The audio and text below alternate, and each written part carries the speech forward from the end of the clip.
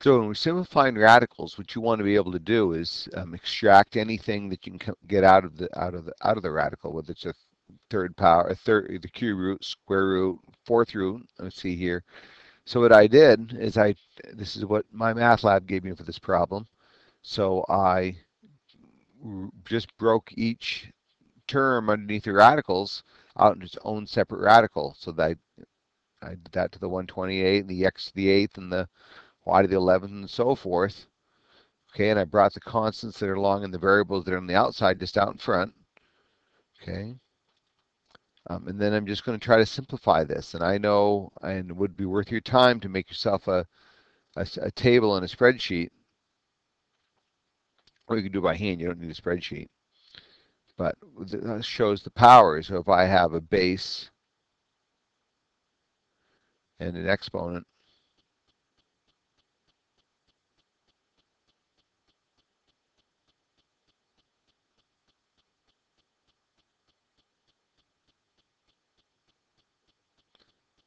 and do down to, oh, I don't know, you probably want to go down to 16 or so. I don't think you need to go more than that.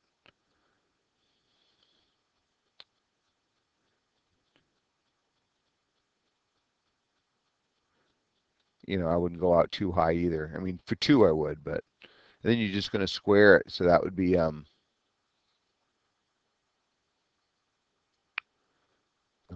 4 and 8 and 16 and 32 and um, 9 and 27, 81. It'd be a pretty easy thing to fill in with a spreadsheet, but that'll give you an easy reference.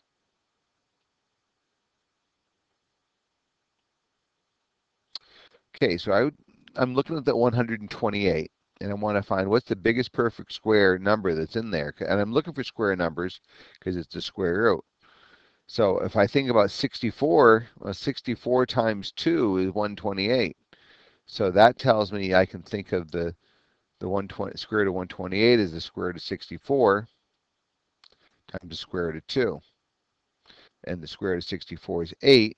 So that's going to leave me an 8 square roots of 2.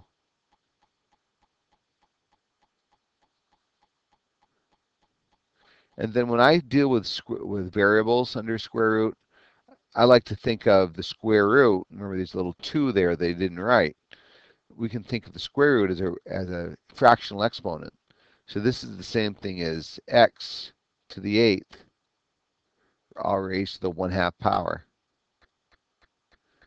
And then when you're raising an exponent to another exponent, or a power to a power, you multiply them. So what's 8 times 1/2, or what's 8 divided by 2? And that would be to the 4th power. So that's going to be x to the 4th. And no more radical. Now this next one, I can do that same idea. I'm going to take 11 divided by 2, but there's a remainder. So what we're really doing is we're going to break that y to the 11th into y to the 10th and take the square root of that. And then we'll have a y to the 1st.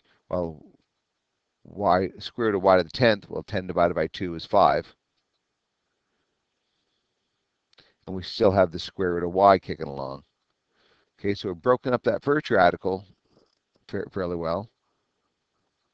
That's exactly what we're going to do for the rest of these. We're going to think about, let's see, the 4th root of 2 I can't do a thing with. So I'm going to bring the 4th root of 2 along for the ride.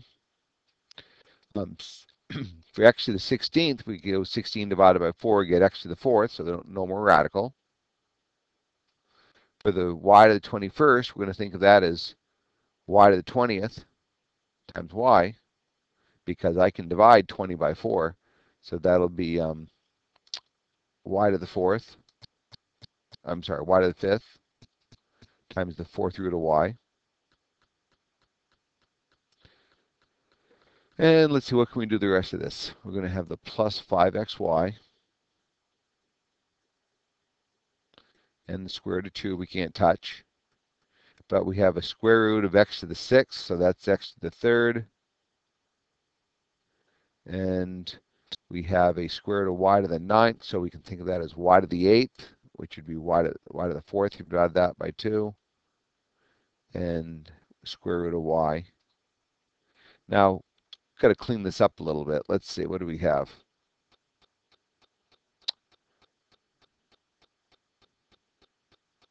Just realizing I didn't write a y here.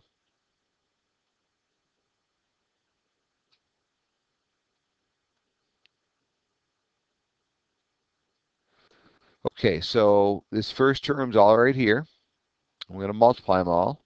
So I've got a 8, x to the 4th, y to the 5th. And then we get the square root of 2 times y is 2y. And then in the second thing, we've got negative 2, x to the 4th, y to the 5th, taking everything that's outside the radicals and multiplying them. And then I'm going to multiply everything that's inside. So the 4th root of 2y plus, let's see, we have a 5xy times x cubed y to the 4th. So that's going to become a 5x to the 4th y to the 5th. So I'm adding the exponents. Square root of 2y. All right, so now are there any like terms here? Well, I'm seeing I have an 8x to the 4th y to the 5th square root of 2y. And I have a 5x to the 4th y to the 5th square root of 2y. So those are like terms, so I can combine those. And let's see, 8 plus 5 is 13, if I'm thinking about that right this morning. So 13x to the 4th y to the 5th square root of 2y. I can't do much with this fourth root problem because fourth roots and square roots are not like terms.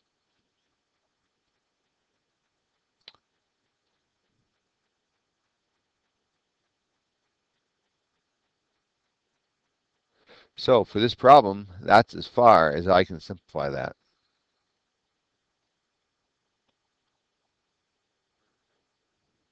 I hope that helped you with your problem.